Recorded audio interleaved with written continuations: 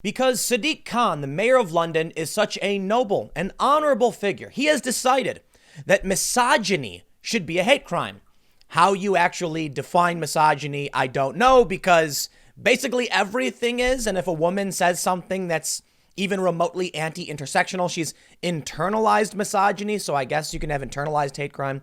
But I think what he's really trying to say, as they note in the Independent article, is that he thinks it should be a hate crime if someone targets someone else based on gender. However, he specifically says misogyny. Now, why do you think it is that Mr. Sadiq Khan has come out now saying this should be the case? Could it be that a, women's group is going to be hosting a debate and the election is soon? I got to tell you, man, these weirdos love identity pandering no matter how much it fails. I don't get it. They're literally sticking their hand in the fire saying, ow, and then doing it again. But even worse, they're watching other people get engulfed in flames, run around screaming and jump off a cliff. And then they decide to put their hand in the fire too. You'd think Sadiq Khan, mayor of London, would have looked at what happened to Jeremy Corbyn, but it could be because London is a particularly left-leaning major city. He knows this will play well, but I will tell you this, and we'll get to the story. If all your politicians do is every single election one-up themselves on identity pandering or extremist policy, how long until you have a lunatic running your city? And how long until they have policies that literally make no sense? They contradict each other. We are getting there. Like in New York, I bring this up all the time. You can literally make up a gender identity. I'm not kidding. And the reason this is bad, in my opinion, is that it undermines gender protections because literally anyone can say they're anything and you can't do anything about it. So how can you protect someone when someone could call themselves, floorbow gender? It becomes contradictory and confusing. But I also want to drag Jeremy Corbyn on this one. Apparently, he's a vegetarian and he went to a kebab award. Don't ask me why, but this is another example of the insanity of identity pandering. Having a vegetarian go to a kebab award ceremony or something, he got booed. Yeah, why would you go? It makes no sense. Let's read the first story from The Independent. Sadiq Khan calls for misogyny to be recognized as hate crime. Review underway into whether gender should be included in list of protected characteristics. You know what I'm saying? You know why this stuff happens? Because when you go to a group of women and say, we're going to make misogyny a hate crime, they all clap and cheer. You then don't go to the other groups and say that too. So most of them don't know about it, and they also don't see how it would negatively impact them. But if you keep doing this, we're going to have a whole bunch of weird segregation laws where it's like, okay, you're a woman, but you're also short and you're skinny. So that's body shaming, thin phobia. What's that? You have thin hair phobia. At what point does it stop? You're going to just be like, okay, let's check off all the characteristics. And your crime is determined based on the fact the individual had these characteristics. London Mayor Sadiq Khan has issued a call for misogyny to be recognized as a hate crime. So like if you tweet at somebody, which we know in the UK is basically a crime anyway. The mayor said that female gender should be included in the list of protected characteristics treated as aggravating circumstances, which currently includes disability, race, religion, orientation, or transgender identity. Mr. Khan, who is fighting for re-election to City Hall in the 7th of May election, said he would also back moves to end a two-tier hierarchy of hate crimes, which sees incidents aggravated by racial or religious hatred prosecuted more harshly than those based on sexual orientation. Speaking ahead of a Women of the World mayoral debate. Oh, that's why he's saying it. I get it. Mr. Khan said, "The safety of all Londoners is my first priority. And as a proud feminist, I find it simply unacceptable that any woman or girl in our city should experience these devastating crimes. I think this actually makes you anti-feminist." It's weird, isn't it? If you were a real feminist, based on, what the definition of the word was supposed to be, you'd be advocating for equality under the law, not protection and a special class under the law. Because if you're a protected class, you are not equal, right? And at what point do you that? Well, here's the problem with the UK not having a constitution. We can't do that here in the United States because everyone needs to be, everyone is protected equally. It would not jive with our civil rights law. Over there, they can be like, men aren't protected. So they're literally heading towards, if you're a white male, then it's basically going to be a crime just for that. The safety, quote, I want all women to feel safe in London, whether they are going to work or enjoying the culture and entertainment that London has to offer. It is time for every Londoner to call out sexist and misogynistic attitudes wherever they encounter them, in the workplace, at school, on the streets, on public transport. Okay, hold on a minute. Attitudes? He said he wants misogyny to be a hate crime? No. Okay, I think specifically he's saying that the female gender should be protected. But it worries me when he then goes on to say that attitudes, as many of you know, if you say naughty words on the internet, you can be arrested in the UK. What a nightmarish place to live. You guys are built in 1984 over there. What's your deal? But I can only imagine with the policing they do of Twitter accounts, people who say mean words or make videos about their pug doing silly things, people are going to start getting arrested for saying offensive jokes. Following the Count Dankula case, which I'm sure most of you are aware of, there was a woman who posted rap lyrics and she got arrested for this. What do you think is going to happen okay, here's what I want you to do. Vote for this guy, all right? And then try and sing that Britney Spears song, Hit Me Baby, one more time, and see how long it takes for them to show up at your doorstep. Show up at your doorstep. Quote, I am proud to support calls to recognize misogyny as a hate crime and for all hate crimes based on protected characteristics to be treated equally. This election is a two-horse race between me, standing up for our values, and the Tory candidate. That's why I'm asking Londoners to lend me their vote so I can continue standing up for our city and being a proud feminist in City Hall. Well, most of you are probably aware of what happened back in December when the Labour Party got crushed in one of the most brutal defeats that ever experienced in like 80 or 100 years. Some areas that had not voted for the Conservative Party since like 1930 flipped, shocking everyone. Look, I would be surprised if London flipped to the Tory candidate. I'm not big on UK politics. I don't know a whole lot. But if I was going to base it off of my understanding of the politics we see here in America, because there are similarities, I could never imagine New York turning red. But Bloomberg was a Republican, so it's not out of the question. I just assume these polarizing times, you've got cities that are indoctrinated and downright nuts. You know what, man? I left New York City. It was getting crazy. It was getting weird, and I don't want to be there anymore. So now I'm in South Jersey, basically the Philadelphia suburbs. And I don't want to be in these big cities because they're being dominated by these fringe lunatic ideologies. But something weird and dangerous that's happening is it's not affecting, it ripples out from these cities, and it always has, but they've lost the plot completely. Like they are absolutely going insane. The policies, the laws they are enacting. Look, man, go to New York City and you will see the worst of all of these policies enacted that don't make sense. Go to San Francisco, you will see the worst of all of these policies that don't make sense. For one, San Francisco is literally the nightmare dystopias that we've envisioned going back to the 60s. A tech oligopoly. Super wealthy billionaires living atop ivory towers. Meanwhile, their streets are riddled with homeless and feces and garbage everywhere. And what do they do about it? Nothing. But over in Berkeley, which is part of the Bay Area, they have signs on their window with the revolution fist, because if you don't, they'll smash your windows out. You've got cult-like ideology, complete oligarchy, and the activists, well, I should air quote activists, target small businesses and not the major tech corporations. Why? Because those are the churches. The people up there bend the knee. They enforce the rules for these tech monopolies. Over in New York, you have the greater vision of gun control, which spawned stop and frisk. We recently saw a video go viral where it was a young black man and he got stopped for, we can only assume no reason, or for suspicion. He was under suspicions, and a bunch of cops run up, throw him down. He gets arrested and he yells, "I never thought it would happen to me," something like that. I never understood why conservatives would defend that behavior, because what's happening in New York City and what's been happening in New York City is based on these lunatics chasing after far fringe left-wing ideology that's contradictory.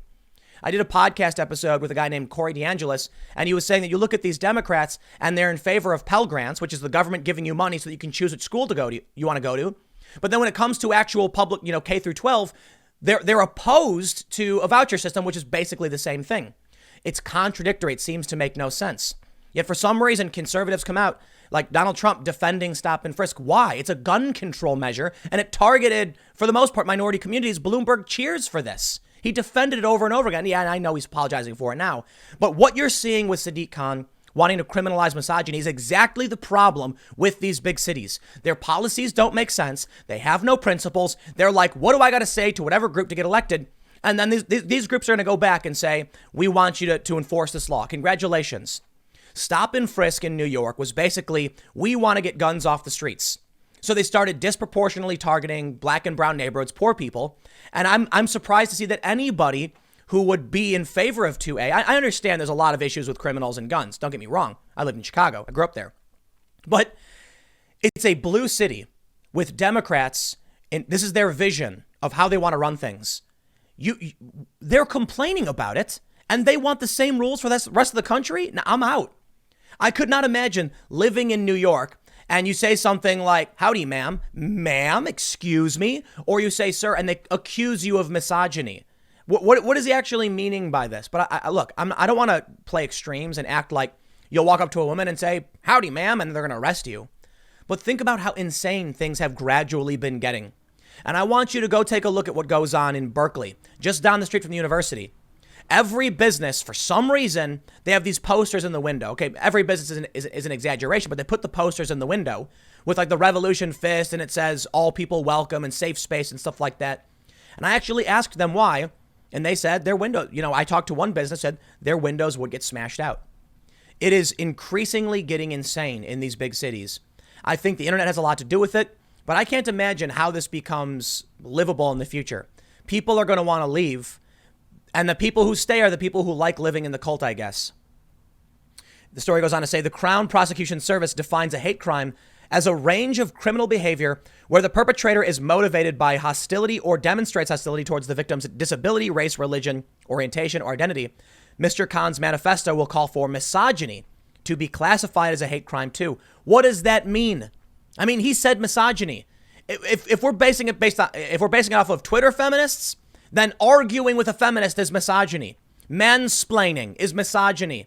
And a woman arguing against another woman against this law would be internalized misogyny. Welcome to 1984-2020.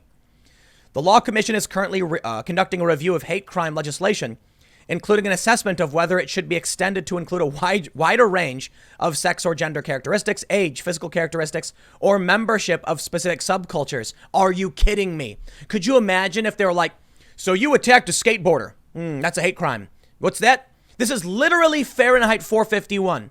Have you ever read that? I got to be honest. I've only read the snippets, but the general idea, my understanding, I could be wrong, fact check me. I know I do feel silly commenting on what the book is about, having not having read it.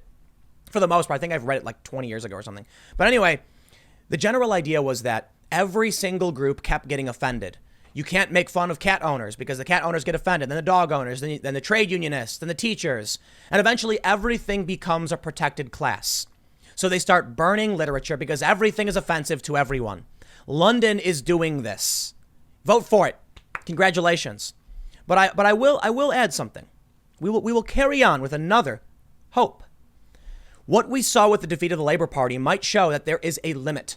You can only push so far before the rubber band snaps.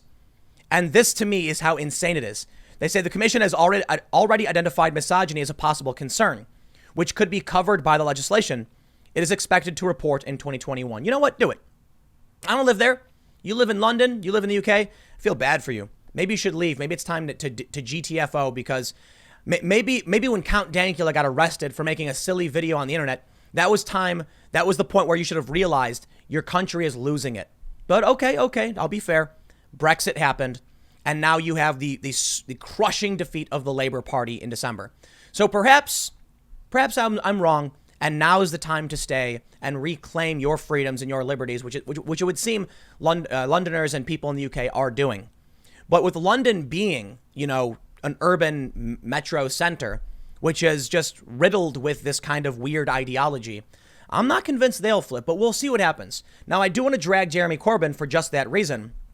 We have this story which shows how insane these people really are. Vegetarian Jeremy Corbyn gets mixed reception at British Kebab Awards. The Labour leader says his test of a kebab restaurant is, quote, does it contain salad and do they have good falafels? He got booed. Why would a vegetarian go to a kebab event? I don't know. Maybe I just don't get the culture. but it shows how fringe and how whittled down identity is becoming. Why would you, what are you thinking? Why, this guy's not popular? This is not, okay, let's read this. It does seem silly. As a well-known vegetarian, one of the last places you would expect to find Jeremy Corbyn is at the British Kebab Awards. Yes. Also, I'm surprised to find that there are British Kebab Awards. But the Labour leader was up on stage at the event on Tuesday night, presenting the award for best kebab restaurant in North and West London to Kabul City Restaurant. Why? Video footage from the event shows there were some boos as Mr. Corbyn got up on stage. I'm willing to bet the booing wasn't just because he's a vegetarian, although probably, but it's because everyone hates the dude. He got crushed. And they have chased after this fringe ideology and these people who just believe weird things, or believe nothing, I think is the better way to put it. And they lost because of it. You know what I think? I think they don't actually believe anything. I've seen these British feminists on Twitter. I've seen what they say. And they will flip their opinion in 2 seconds if enough angry people tweet at them. They have no principles. They will stand up for nothing. The other day I did a video about Bernie Sanders being smeared as an asset of the Soviet Union. And I slammed the New York Times for doing it. I don't care if you want to dig up the past and accuse Bernie of being a spy for Russia or whatever stupid nonsense. They're arguing that it was basically the Russians or the Soviets, were using him as a propaganda tool. They literally do the same thing to Trump. If you want to see, if you come to me, I'm going to tell you, I do not think the media should be doing this. Argue the ideas. Argue what they do now.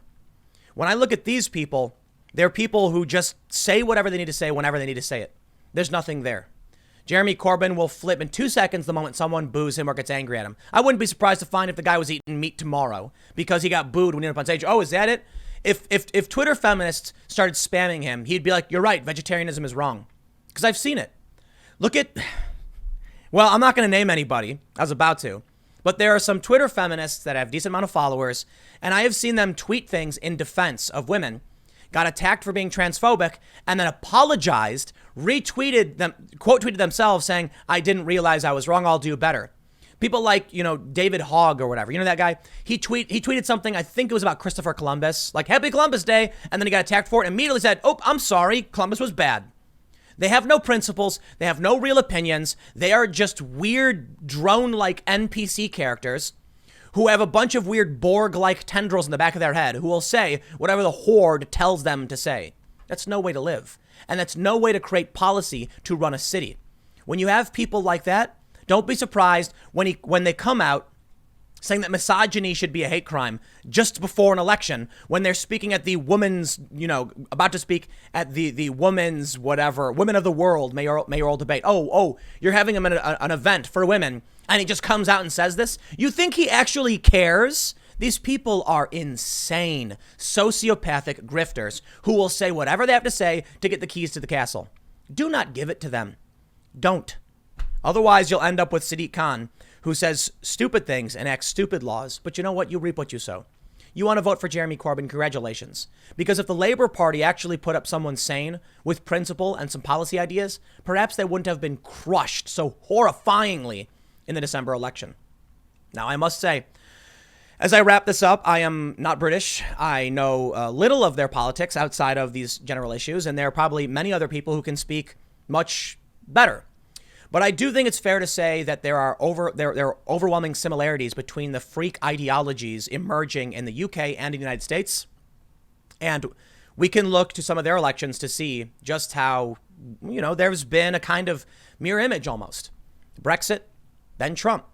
We're now looking at this December defeat of the Labour Party, and we're moving into the 2020 elections. Let me just tell you, I might do something on this later today. Donald Trump did a town hall on Fox News, which broke the record for any cable town hall ever at 4.2 million viewers. The biggest town hall in cable TV history. What does that mean? I honestly don't know. But I think it's fair to say that in America, the media is wrong. They are full of crazy people who say crazy things, and regular Americans do not like this kind of psychotic behavior. I think a lot of people who mature and become adults start realizing sticks and stones, man, break my bones, words will never hurt me. So these young people who screech on the internet, You then see people like Bernie and Warren and Gillibrand start parroting these lunatic opinions, but those people don't vote. I'll tell you what, man, you want to pander to people who don't vote? Go do it, and you won't win. And that's why you got crushed December 13th. So we'll see how this plays out in November. I'll leave it there. Stick around. Next segment's coming up at 1 p.m. on this channel, and I will see you all then.